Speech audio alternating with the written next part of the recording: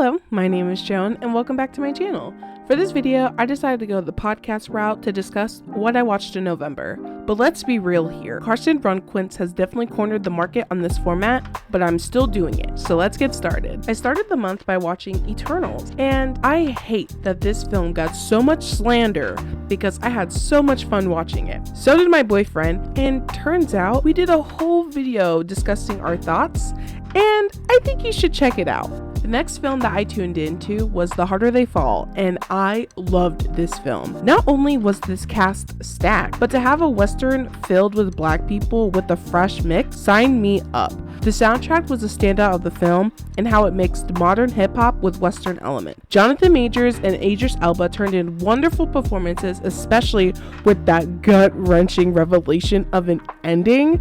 Regina King commanded every time she was on screen, and I love this woman. Zazie Bates was good. Lakeith Stanfield and RJ Sider completely stole the show with their comic relief, and Delroy Lindo's performance was so good that I hope he gets his own Western. Personally, this film reminds me of the remake of The Magnificent Seven when that came out, and this film did a good job of mixing Western elements and Western themes of good versus evil and outlaws and revamping it for a 2021 audience.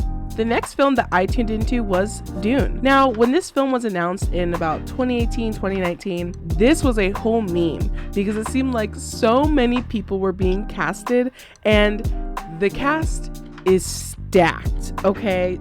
Super duper stacked. Side note, I need a compilation of how many times Rebecca Ferguson cried as Lady Jessica. Like, literally so many times this bitch just fucking cried. Okay, to start, the cinematography was freaking amazing. Like, if this doesn't at least get a nomination at the Oscars, Golden Globes, BAFTAs, anything for visual effects and like sounding and mixing, like cinematography too, like, oh, breathtaking. Everything was grand on a huge scale, and it was definitely a pseudo Star Wars vibes, but like still different. I can't even really pinpoint the feeling and the look, and just I can't even pinpoint it, but it's just vastly different. Like, it's similar, but it has its own different vibe. I love it. Hans Zimmer's check must have been huge because he went hard on this freaking score. I just want to know how much he got paid. The runtime did feel long, but then at the same time it didn't feel long. It was really weird. I just want to know how much Zendaya got paid to be in this marketing campaign for this film, because her ass is barely in this. Like, literally showing up periodically like she's in her own perfume commercial, and then literally shows up in the last like 20 minutes. Like, ma'am, I hope they cut you a good check for that marketing because you're out there busting your ass. Paul as a character does have white savior vibes, but at the same time I don't see it all the way. I went into this movie completely blind. Like, my expectations were really not that high. I knew nothing about the source material. I've never seen the 1980s version. Like, I really wasn't expecting much. I did see this discourse around on TikTok for a little bit, and I don't think it's that bad. Like, I understand why people feel this way, and in reality the author did make it that way. Like, this is a critique on the Middle East conflict, and also I really hope that they cast more Middle Eastern people in the movie. That's just a side note. To end this, yeah, it really surprised me and definitely kept me entertained. The next show that I watched is called Dopesick. This is a mini series on Hulu detailing the growing opioid crisis, specifically Oxycontin, starting from the late 90s, and how Purdue Pharma should be held accountable. Great acting from Michael Keaton, Rosario Dawson, and Caitlin Dever specifically. I really hope she gets an Emmy. She really deserves it for this role. She was really good, really captivating as Betsy, and I just love her so much. Easily one of the best actresses right now. Also, my dude Barba is in this, and I love him. This was a real hard one to watch because it does deal with drug addiction, and I think the visual storytelling was really good to show the effects from the beginning all the way through detox. I think this is also a good informative show to learn about the investigation on Purdue Pharma and how Oxycontin still affects thousands of people today. The next film that I watched was Passing. I watched this on a Saturday night and I was really intrigued by the story. This film is based off a book in which Tessa Thompson's character meets up with a childhood friend who passes for white, and man, this is a mind fuck. I mean, kind of. Tessa Thompson is the kind of actor that plays a quiet and observant character very well, and Ruth Negga was a good actor to play against her because she was mysterious and sociable. Not only was this film shot beautifully, but Rebecca Hall wrote, produced, and directed for the first time, mind you, and knocked it out of the park. I saw an interview where she discussed how her grandfather passed at one point, and I think that's definitely perspective that she wrote into the film. I actually just got Passing on Audible, and I'm going to listen to it because it's only a 3-hour read. I'm very excited for it. When I was watching Passing and when the trailer came out, it reminds me of a book that came out, I think, last year, and it's called The Vanishing Half by Britt Bennett.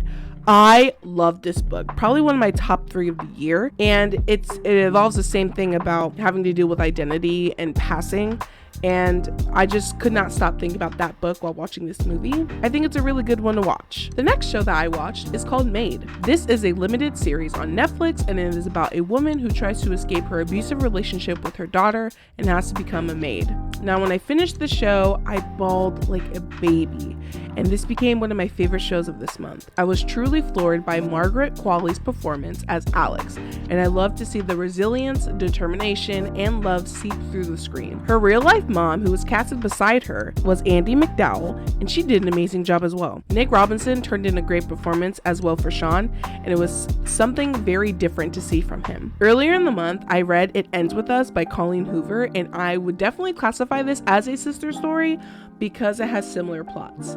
This book was my favorite book of the year. Well, it was until I read Ace of Spades, and that book was the reason why I was so determined to finish the series. The next film I watched was Cruella. This was genuinely a pleasant surprise for me. This last weekend was my boyfriend's birthday, and we went away and we had a movie night, and so we watched Cruella. He's been obsessed with 101 Dalmatians, and so I love Emma Stone. We were very happy. And let me just say, Emma Stone and Emma Thompson delivered for me, okay? This movie had twists and turns that I did not see coming.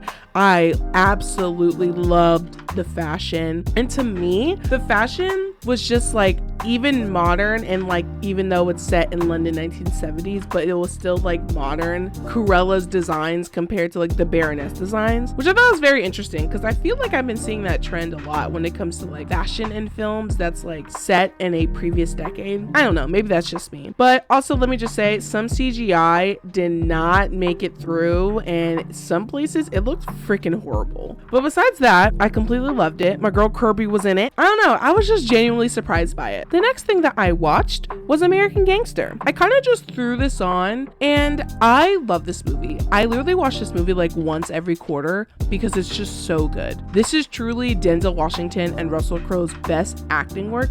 I love the story, the tone, the acting. The setting is late 1960s, early 1970s New York City. And honestly, when I think of this movie, this is all I think of. I literally told you chittering eating bitches. The girls that get it, and the girls that don't. Obviously you don't get it because you're not that girl.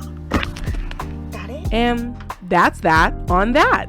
So I ended the month with Y the Last Man. Y the Last Man is a comic book adaptation in which all the men on Earth with the Y chromosome have died except for one man and his monkey. This show literally is a one-hit wonder for the year because it did unfortunately get canceled, and it was on FX on Hulu, and I freaking loved this show. Like, I was very entertained by it. The story was great casting. My favorite character was 355. I mean, she was the main dark-skinned black woman, and she's tasked with protecting Yorick, and she is badass. She's mysterious. She has a heart of gold. Like, I freaking love her. But I will also say, Diane Lane killed this motherfucking role. Like, she deserves an Emmy too. Like, I hope she gets nominated because she deserves it. Second favorite character also. But, however, I am a comic book fan, and I've already read through the first volume of this series, and I will be continuing because I need to know what happens. I need to know. And that is what I watched in November. Next month, I will be doing my year roundup series where I talk about my top 10 movies, TV, books, music, and podcasts for 2021. Again, this is precisely the reason why I keep extensive records. So if you like the content of this video, don't forget to hit that like button. And if you are interested in my roundup series, hit that subscribe button and make sure your notifications are on so you'll know when they go live. Thank you so much for watching, and I'll catch you guys in the next one.